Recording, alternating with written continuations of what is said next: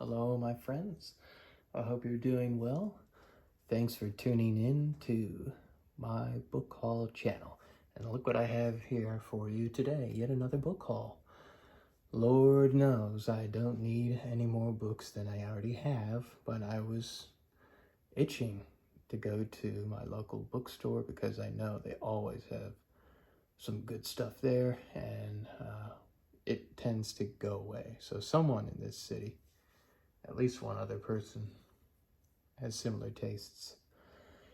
And so I was a bit worried about what I might be missing out on. And look, if I hadn't gone, then I wouldn't have had all these. Wouldn't have found them. So let's dive in. An American Dream, a novel by Norman Mailer. Now, yes, Norman Mailer was a low-key, or not even a low-key, kind of just a pugilistic psycho, and stabbed his wife and some other things, and had a beef with Gore Vidal, and you know, he was a character, to sum it up euphemistically. But that doesn't mean that his work is without merit. And working,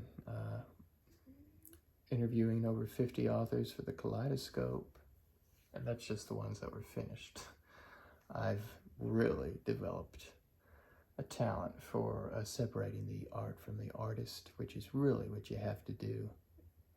And if you're not able to do that, you shouldn't be reading, I think.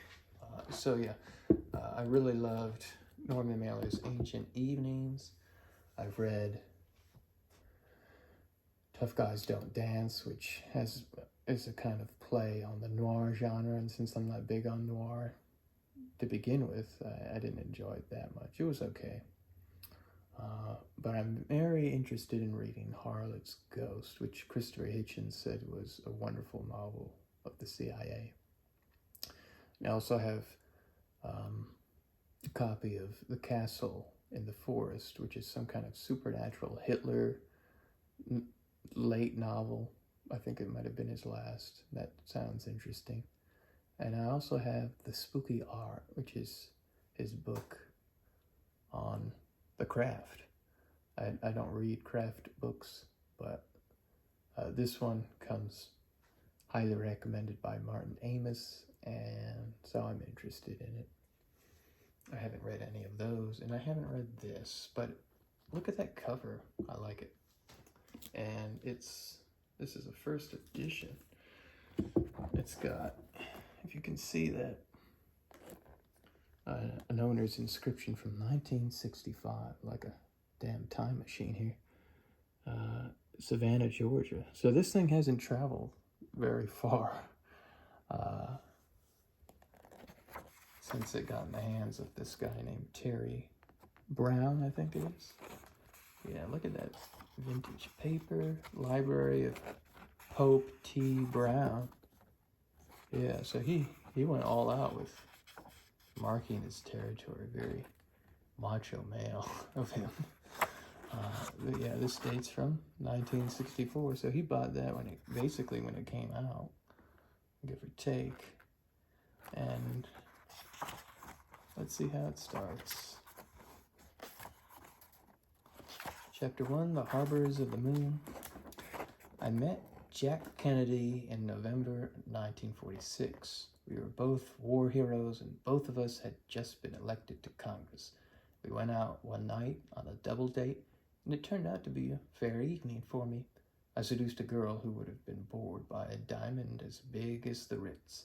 She was Deborah Coughlin Mangaravidi Kelly of the Coughlins First, English-Irish bankers, financiers, and priests. The Mangaravides, a Sicilian issue from the Bourbons and the Habsburgs. Kelly's family was just Kelly, but he had made 1,200,000 times. So there was a vision of treasure, far off blood and fear. It's okay. But what is interesting is what it says here in the flyleaf. If you can see that, it says Mailer undertook to write An American Dream under the same conditions of serial deadline that Conrad Dickens and Dostoevsky met in their day. The novel appeared in slightly different form in 8 successive issues of Esquire, and from its first installment created the kind of electric response Mailer has evoked since the publication of The Naked and the Dead in 1948. So we'll see how that turns out, but the other Mailers I mentioned are much more interesting to me, and I will probably read some of them before I ever attempt this one. Now we have, boom, The Last and the First, a novel by Ivy Compton-Burnett. Now, if I remember correctly, she was a British writer who was known for her experimental in nature novels. Experimental because they are dialogue heavy. Think maybe J.R. or can't think of anything off the top of my head. There's a Philip Roth one. Anyway, let's see. This, according to the flyleaf, was her final novel. It was found complete, though without her final editing, in her home after her death in 1970. Like the great series of novels that preceded it, it's a major work of comedy and melodrama in Victorian family life. So yeah, that's where you kind of lose me. Victorian family life, 2 things I don't like in and of themselves combined. But I'm going to give her a chance. And if I don't like this, I'm still not going to write her off since it's a final work. And I may try one of her more popular books. But as it stands, this is a first edition from 1971. So I couldn't pass it up. Let's see how it begins. "What an unbecoming light this is," said Eliza Harriet, looking from the globe above the table to the faces round it. "Are we expected to agree?" said her son, as the light fell on her own face. "Or is it a moment for silence? The effect is worse with every day. I hardly dare look at any of you." "You have found the courage," said her daughter, "and it is fair that you should show it. You appointed the breakfast hour yourself." Lady Harriet did not suggest that anyone else should appoint it. "Well, good morning to you all," she said, her plural phrase suggesting she did not greet rare creatures. "So you're all in time today." "As we are on most days," said her son. "You imply a thing that is not." So, kind of what I would expect from the description. Can't say I'm crazy about it, but I try to keep an open mind and give things a chance.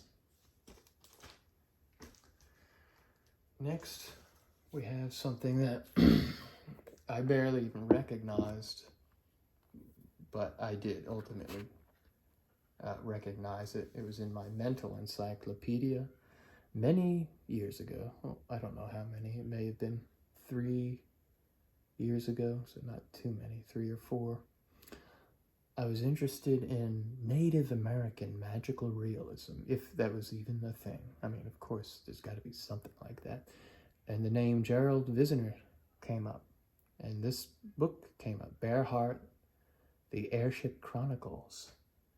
And I just never came across a copy online that I was ready to pull the trigger on, but since I came across it in person, that's a different story. It's a story of the thrill of the hunt and of discovery, so I bought a copy.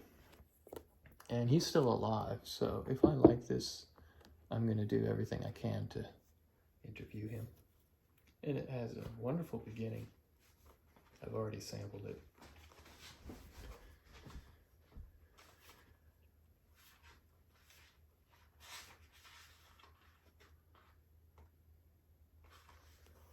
So here we go.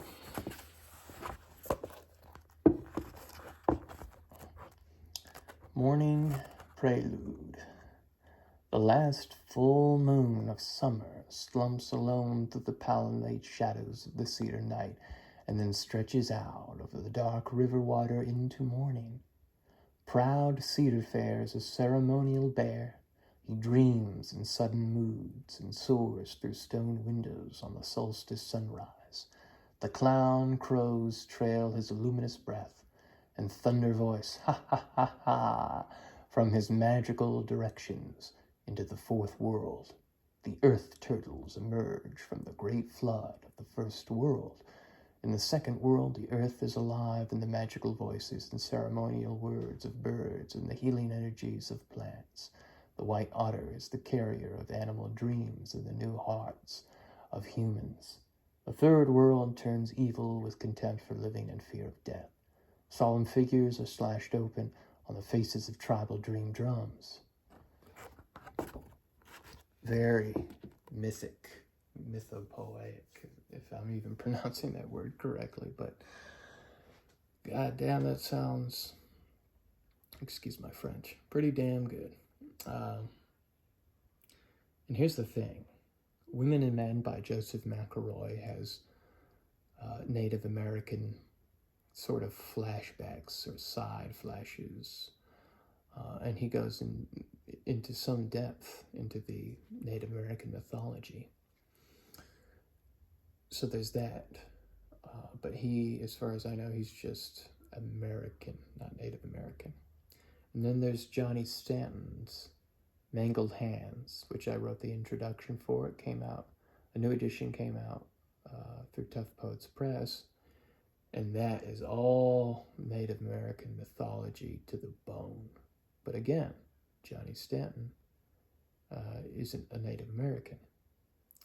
So I'm really excited to read a book that comes from someone who does have those roots. And it will just add an extra dimension of authenticity, I would imagine. We'll see. I'm probably going to try to read this sooner than later. So we have 3 more here. Lost in the Funhouse. Fiction for print, tape, live voice. John Barth. Oh boy, this is the only Barth I've read so far, but it's absolutely wonderful. One of the best story collections I've ever read. Excuse me. And if anyone is interested in what's called, quote unquote, experimental or postmodern fiction, this is kind of an appetizer for you to dip your toe in and see if that's something that aligns with your palate. Yeah. Let's see here. Oh, we got John Barth himself. He's a nonagenarian, but unfortunately, he has dementia, and you know how that is. It's tragic. But on the bright side, he's going to live on. His genius and his wit and his love of life and language lives on with his work.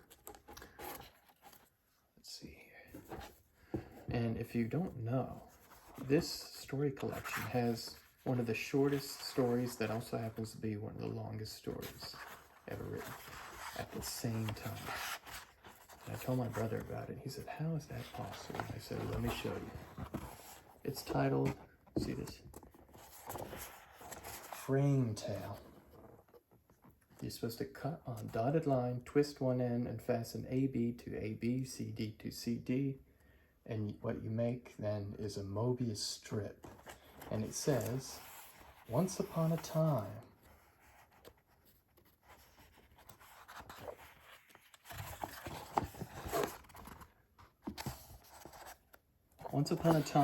there was a story that began. Once upon a time, there was a story that began. And it's just infinite frame tale, nesting within a nesting within a nesting. Infinite digression that is like the singularity point of digression you find in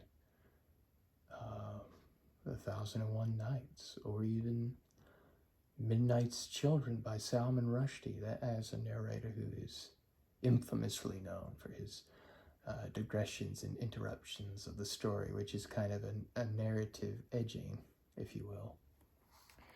Then we have Night Sea Journey, which is written from the point of view of a sperm, if I remember correctly. And there's a lot of stories that are obsessed with Greece, and me having Greek roots, I just loved them. And I remember a phrase in particular that said, a horse excreting Greeks, which is, of course, the Trojan horse. And John Barth wanted to know what story has the most nested stories within stories. And I can't remember what he had his assistants or his interns pour through library books, and they found some kind of limit. I can't remember what the limit was. And then he made his story, and that's in this.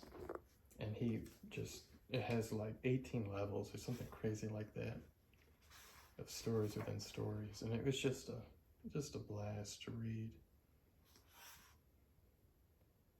I think it was, looking at the contents, I think it was the Menelaid. But yeah, love this collection. And I really can't wait to read more Barth. I've been collecting signed first editions when I can of his books.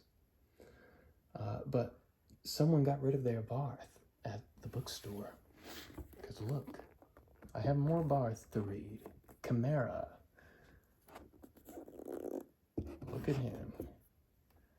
Yeah. I don't know too much about this title.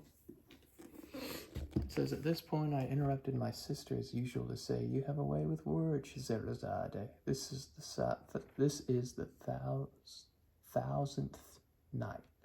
I've sat at the foot of your bed while you and the king made love, and you told him stories, and the one in progress holds me like a genie's gaze. The speaker here is Dunyazade, a kid sister of Scheherazade of the 1001 Nights, who has her own way with words. There is also Perseus, the demigod who slew the Gorgon Medusa, and yet finds himself at 40 sea, leveled, parched, and plucked, every grain in my molted sandals raising blisters and beleaguered by the serpents of my past. Sorry there, I thought you could see that.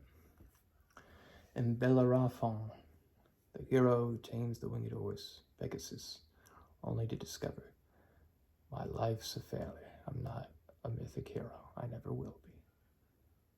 Bellerophon, I don't know why I added a French tinge to that. Like the Chimera of myth, which had a lion's head, a goat's body, and a serpent's tail, they are all joined into a single dazzling whole that is, in a sense, the culmination of all of John Barth's work thus far. So yeah, this sounds great. And I do believe it's a first edition. Yes, it is. Very cool. The last one, boom! Someone else, as I was saying, someone got rid of all their John Barth, and I picked up all of them except one that is more common, a later work, and I'll just get that at some other point in time. Sabbatical, a romance. There's a bit of a lean to the spine that I did not notice. She needs to be stretched out and do some literary yoga. I'll have to worry about that later. But here is the man, the myth, the legend, yet again. And let's see, let's just dive in and see how this one starts.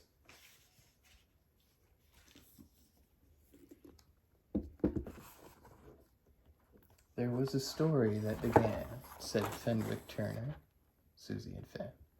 Oh, tell that story, tell it again, wept Susan Seckley.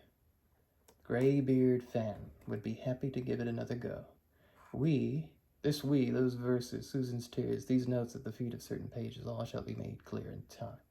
We have fiddled with our tale through this whole sabbatical voyage, down the intracoastal in the fall in our cruising sailboat, Pokey Y the First, from Chesapeake Bay to the Gulf of Mexico and across to Yucatan, all about the Caribbean, island hopping through the mild winter of 1980, and in May through our first long open ocean passage from St. John in the U.S. Virgins, direct from the Virginia Capes, Chesapeake Bay, Y Island, and the closing of the circle, Sabbatical's end. But before he can invoke his dark-eyed muse, soul auditor, editor, partner, wife, best friend, Fenwick is interrupted for 2 nights and a day by a storm at sea, in which we lose an important navigational chart, and very nearly our boats and lives. Yeah, John Barth likes not only tales within tales, but tales that are on boats or about boats. That's my impression.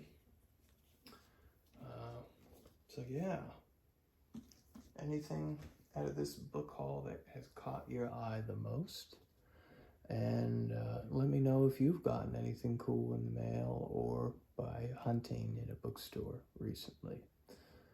Everyone, I hope you stay well. Sending my love and best wishes, and I'll see you next time.